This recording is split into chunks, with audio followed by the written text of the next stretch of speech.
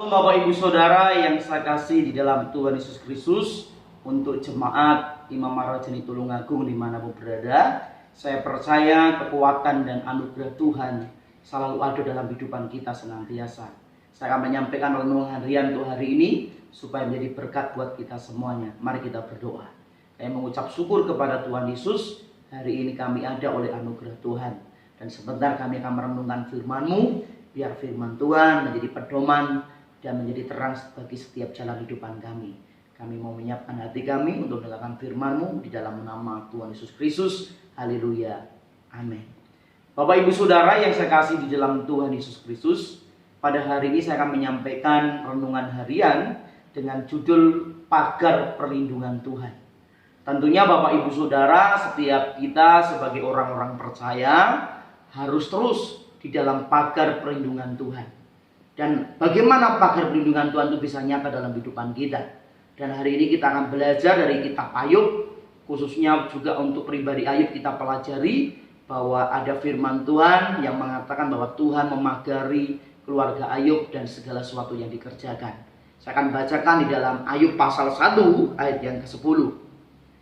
Bukankah engkau yang membuat pagar sekeliling dia dan rumahnya serta segala yang dimilikinya? Apa yang dikerjakannya telah kau berkati, dan apa yang dimilikinya makin bertambah di negeri itu. Jadi Bapak Ibu Saudara, ini merupakan dialog komunikasi antara iblis dengan Tuhan, di mana iblis tahu bahwa di dalam kehidupan Ayub, keluarganya, pekerjaannya, dan segala apa yang dikerjakan di dalam berkat Tuhan itu karena pagar perlindungan Tuhan. Jadi Bapak Ibu Saudara, setiap orang percaya harus mengerti bahwa kehidupan kita harus di bawah dilindungi dalam pagar perlindungan Tuhan. Bapak Ibu Saudara, bagaimana pagar perlindungan Tuhan itu bisa nyata dalam kehidupan kita, seperti hal yang dialami oleh Ayub Bapak Ibu Saudara. Sehingga dikatakan tadi keluarga Ayub, pekerjaan dan segala harta bendanya semakin diberkati Tuhan.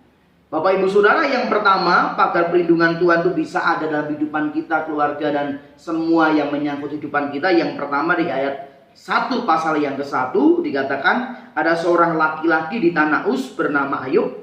Orang itu saleh dan jujur. Ia takut akan Allah dan menjauhi kejahatan. Ini karakter Ayub. Jadi Bapak Ibu Saudara, karakter Ayub itu saleh, dia jujur, berkata benar, bertindak benar. Bahkan dikatakan takut akan Allah, yaitu menjauhi kejahatan. Kalau kita sebagai orang percaya hidup takut akan Allah, jujur benar, kita saleh, selalu mengandalkan Tuhan, melakukan hal yang benar, apapun yang kita lakukan, pasti pagar perlindungan Tuhan itu ada. Jadi Bapak Ibu Saudara, bagian kehidupan kita sebagai orang percaya, mari kita membangun pagar perlindungan Tuhan dengan hidup jujur, takut akan Allah, dan menjauhi kejahatan. Mari kita jangan berbuat dosa lagi. Kita jangan hidup dalam kedagingan terus. Waktunya kita bertobat. Apalagi Bapak Ibu Saudara, kondisi keadaan yang terjadi hari ini dengan kasus virus corona, Bapak Ibu Saudara, tentunya harus membuat kita semakin hidup benar, hidup jujur dan takut akan Allah. Dan di situ Bapak Ibu Saudara, waktu kita melakukan itu dengan segenap hati, maka otomatis Tuhan melindungi kita. Yesus memegang pagar perlindungan dalam kehidupan kita. Jadi bagian kita Bapak Ibu Saudara lakukan supaya karakter kita menjadi karakter yang saleh, jujur, takut Allah, dan menjauhi kejahatan. Yang kedua Bapak Ibu Saudara, apa yang dilakukan Ayub sehingga pagar perlindungan Tuhan nyata atas kehidupannya? Dikatakan ayat 4 dan 5, anak-anaknya yang laki-laki biasa mengadakan pesta di rumah mereka masing-masing menurut giliran, dan ketiga saudara perempuan mereka diundang untuk makan dan minum bersama-sama mereka. Ayat 5, setiap kali apabila hari-hari pesta telah berlalu, Ayub memanggil mereka dan menguduskan mereka keesokan harinya. Pagi-pagi bangunlah Ayub lalu mempersembahkan korban bakaran sebanyak jumlah mereka sekalian. Sebab pikirnya mungkin anak-anakku, dikatakan saudara, sudah berbuat dosa dan telah mengutuki Allah di dalam hatinya. Demikianlah dilakukan Ayub senantiasa.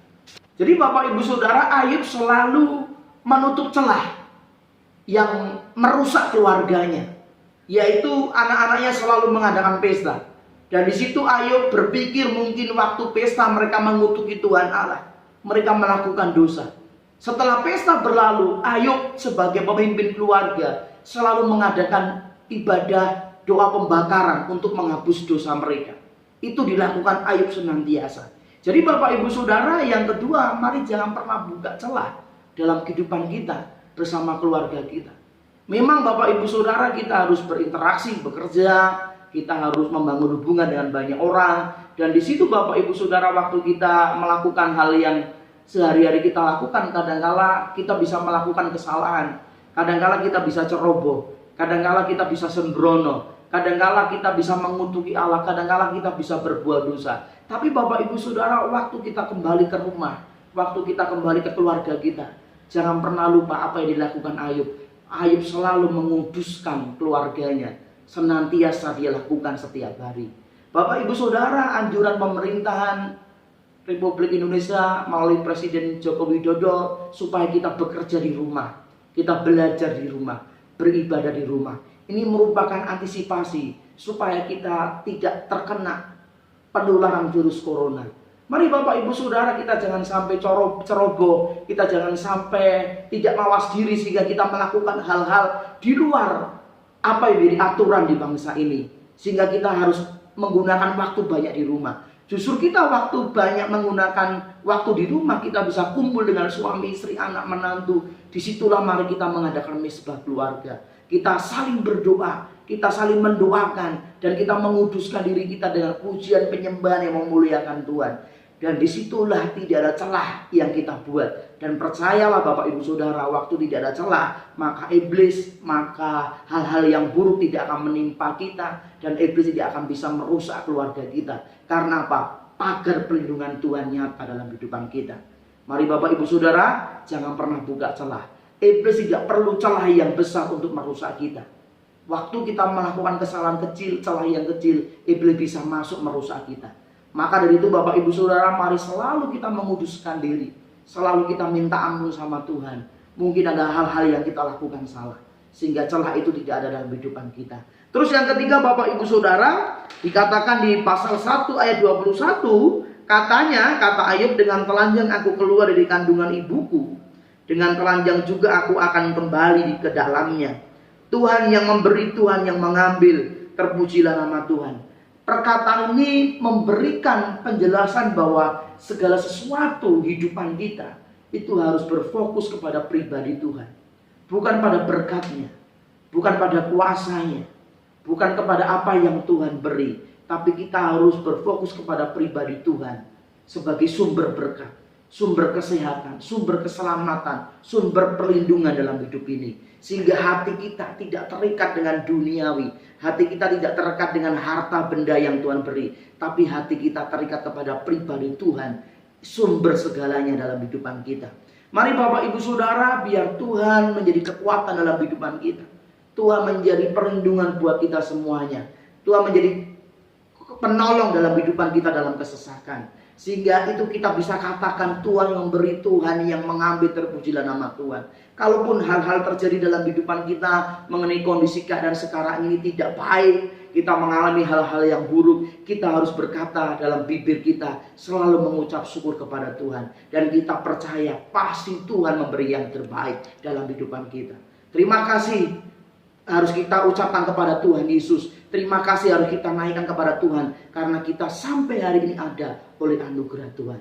Demikian Bapak Ibu Saudara, untuk renungan harian saya sampaikan hari ini, supaya pagar perlindungan Tuhan nyata atas hidupmu, atas keluarga kita, atas suami, istri, anak, menantu dalam kehidupan kita. Sehingga segala yang terjadi hari ini, Tuhan selalu melindungi kita, menjaga kita senantiasa.